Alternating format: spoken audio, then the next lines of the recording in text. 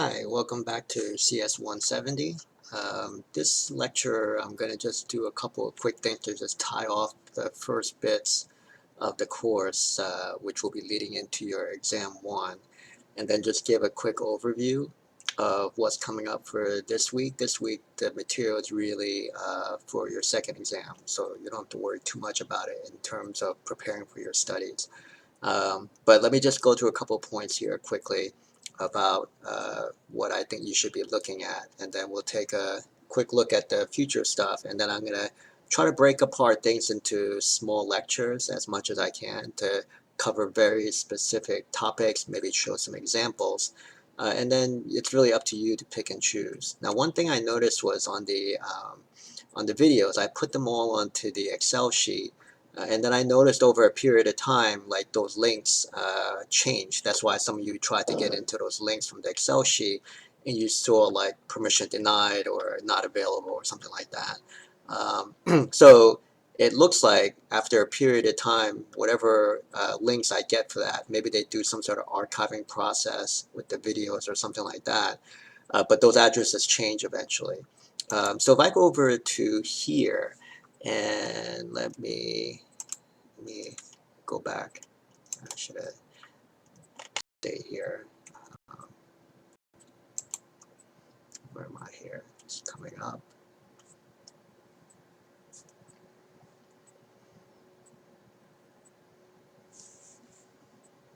Yeah, so if I go over to here, you can see like media gallery, and within media gallery, I think I've mentioned this before, but I think it's always good to just do a sorted, so then you can see what are the more recent videos float up to the top.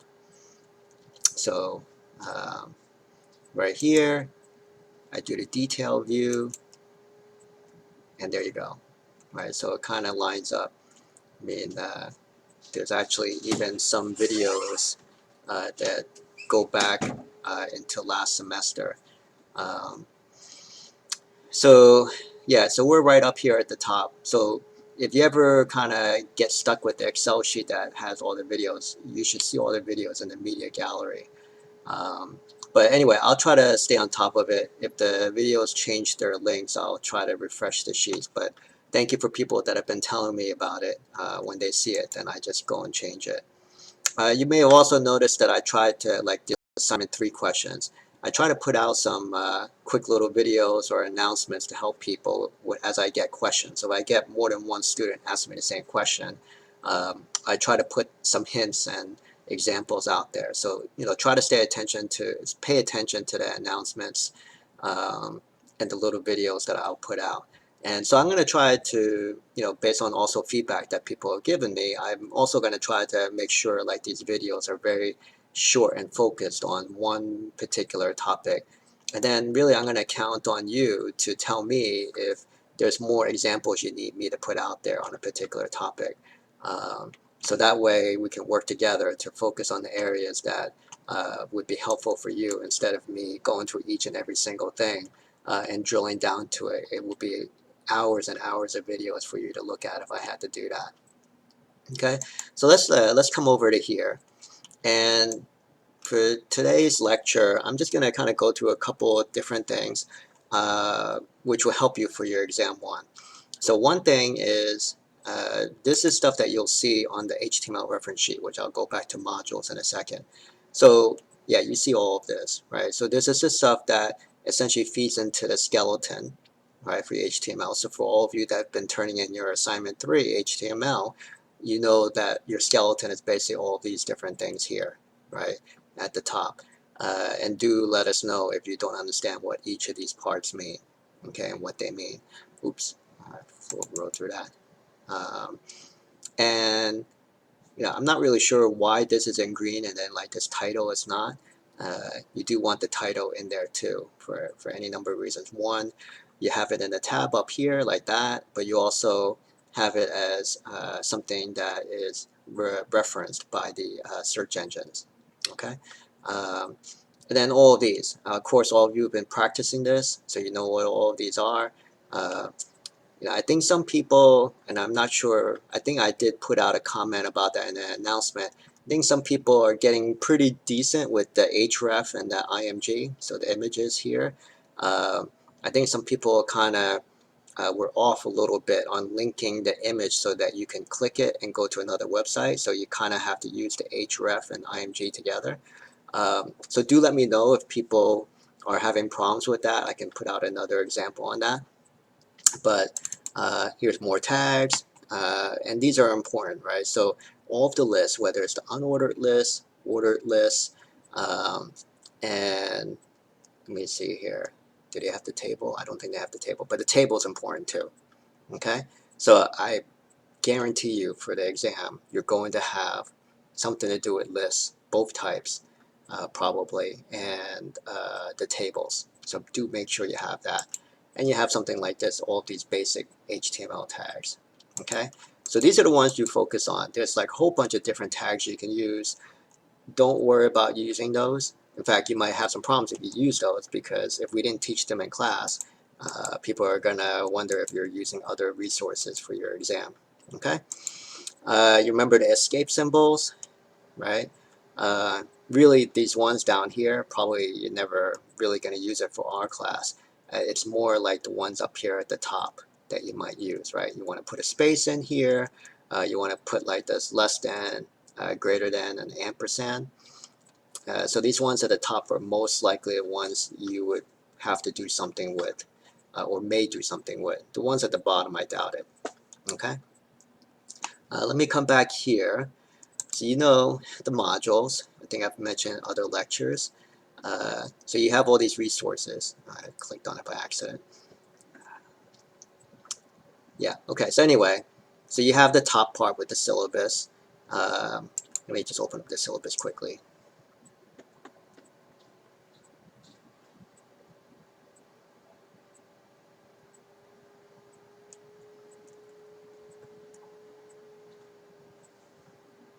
Okay, so in the syllabus, where we at here, it's taking ages.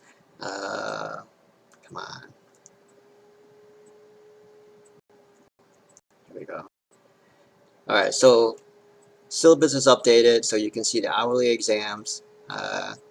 So October 7th is the one coming up from 7 a.m. to 7 a.m. So you have 24 hours, and within that, allocating 90 minutes to get the exam done. Okay. In some ways, it kind of works similar to what you've been practicing with the quizzes. So the same type of thing where you kind of submit stuff through there, and then we'll be able to proctor it from there. These are our contact information. I know a lot of you reached out to me on email. So, you know, as you study, certain questions are coming up you're not clear on, do send me email. You don't need to struggle in silence. And like I said, if there was going to be multiple people who ask the same question, I'm going to try to post out either an announcement or a short little video clip to clarify those points. So hopefully those can help you study. We should also have a study guide and practice exam for you to play around with coming out shortly. So hold tight for that. Okay, so you have the learning objectives here, but if you remember from my PowerPoints, within each of my PowerPoints, I also have like key learning objectives or vocabulary or whatnot. You know, use that to help you study. If you see things in there that you don't understand, you know, let us know.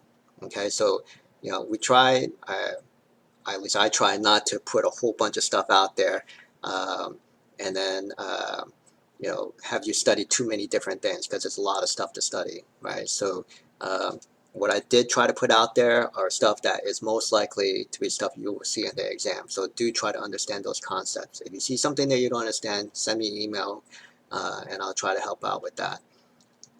Okay, so looking at this quickly, you know, you can see pretty much right up to here, right? A lot of these points are stuff that we'll be covering in exam 1. Okay. Let me go back here.